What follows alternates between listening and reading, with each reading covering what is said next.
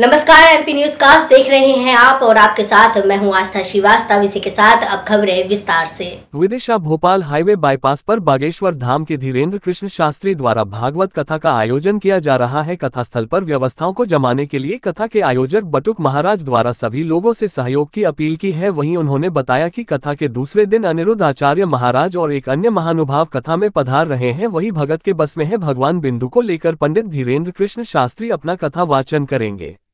विदिशा जिला ब्यूरो मुकेश चतुर्वेदी। हम उनके प्रति कानूनी कार्रवाई करने के लिए प्रतिबद्ध हैं। दूसरा विषय आया था। तीसरा विषय हमारे पास आया कि मेले के नाम पर आयोजन समिति अवैध वसूली कर रही है। तो हम आपको बहुत स्पष्ट कर दें, हमारे द्वारा मेले के नाम पर किसी प्रकार का कोई शुल्क नहीं। अब मेले की जो व्यवस्थाएं कुछ होती हैं, जैसे बिजली व्यवस्था है, उनको जिस प्रकार की दुकान बनाकर दी जा रही है, तो उनका शुल्क इसका संस्था से कोई निर्धारण नहीं है। लक्ष्मी नारायण साहू मेले के प्रभारी के रूप में नियुक्त हैं। तो जो बिजली की व्यवस्था है, बाहर से आए हुए दुकानदारों को बिजली का शुल्क जो लिया जा रहा है अथवा जो वहाँ व्यवस्था दी गई, तो व्यवस्थाओं की जो भी बात है वो व्यवस्था ये देख रहे हैं, आयोजन समिति के द्वारा मेले के नाम पर, दुकानों के नाम पर किसी प्रकार का कोई शुल्क नहीं है। और इसके लिए हमारे सामने मेला प्रभारी के रूप में स्वयं लक्ष्मी नारायण साहू जी यहाँ हमारे उपलब्ध हैं। अगर कोई भी ऐसी बात आएगी तो इसके लिए आप हमें अपने संज्ञान में कराएंगे। और कोई भी आपसे वसूली कर रहा है तो उसके लिए आयोजन समिति, महाराज श्री और हमारे यजमान इसके लिए जिम्मेदार नहीं है। चैनिंग की घटनाएं हो रही हैं, कई माताओं की चैन चोरी हो गई, वाहन चोरी हो गए, तो ये आयोजन आपका है। आपको स्वयं भी व्यवस्था बनाना पड़ेगी। ना तो आयोजन समिति, ना जिला प्रशासन, सब अपने स्तर पर बहुत सहयोग कर रहे हैं, पर ये सब इतने रूप में हम जहाँ तक हमारी सामर्थ्य हम वो कर रहे हैं। परंतु जहाँ तक हम कर पा रहे हैं, आप सबके सहयोग की अपेक्षा है। पर कोई भी इस प्रकार की घटना होगी, आप कोई जेवर पहन कर ना आए, अपना कीमती सामान लेकर ना आए, अपने बच्चों का ध्यान आप स्वयं रखें।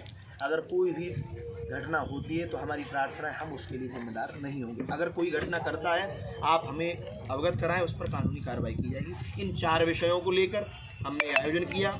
आगामी 6 दिन कथा के शेष हैं। आज कथा का समय दोपहर 2 बजे से है और संत समागम के क्रम में कल हमारे पास आद्य बराह पीठाधीश्वर स्वामी श्री राम प्रवेश दास जी महाराज एवं पथमेड़ा गोधाम महातीर्थ से श्री विठल कृष्ण जी पधारे। उन सबका आशीर्वचन दर्शन किया। आज संत समागम के क्रम में दूसरे दिन भारतवर्ष के सुविख्यात कथाकार श्री अनिरुद्धाचार्य जी महाराज कथा में पधार रहे हैं। उनके साथ वृंदावन धाम से सुदामा कुटी से श्री सुतीक्षण दास जी महाराज आ रहे हैं। ऐसे ही अगले क्रम में महापुरुषों का आगमन होगा। और उसी क्रम में हमारे साथ पार्किंग की जो प्रभारी के रूप में व्यवस्था देख रहे हैं एस रविकांत भैया भी बैठे हुए हैं। इनके द्वारा, इनके वॉलंटियर के नाम पर शुल्क लिए गए। तो आयोजन समिति के द्वारा किसी भी महिला से कलशों के नाम पर कोई शुल्क नहीं किया है। अब कोई संगठन अथवा कोई व्यक्ति विशेष हमें कलश दे रहा है कि इतने कलश हम आपके नाम हमारे द्वारा वितरित करना चाहते हैं, तो आयोजन समिति ने उनके लिए खुले हृदय से उनका स्वागत किया। आप अपने स्तर से अपने लोगों को जहां आपको कलश वितरण करना है कर सकते हैं। हमारा उनके लिए पूरा सहयोग रहा है। आप सब ने देखा, विदिशा के इतिहास की भव्यतम दिव्यतम कलश यात्रा संपन्न हुई।